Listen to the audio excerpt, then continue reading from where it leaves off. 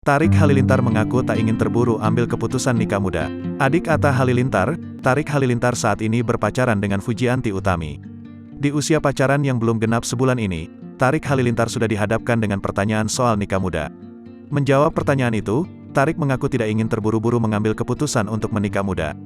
Hal itu disampaikan dalam kanal YouTube KH Infotainment yang tayang pada Jumat, tanggal 18 Februari tahun 2022. Sekarang kayak terlalu cepat untuk menilai itu ya, ujar Tarik.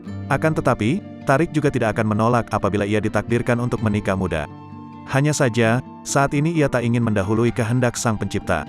Tapi aku nggak mau mendahului Tuhan, ujar Tarik. Tarik hanya ingin hubungannya dengan Fujianti Utami diberikan jalan yang terbaik. Lakuin yang terbaik aja, ujar Tarik. Sementara itu, Tarik Halilintar mengaku tidak memiliki target menikah.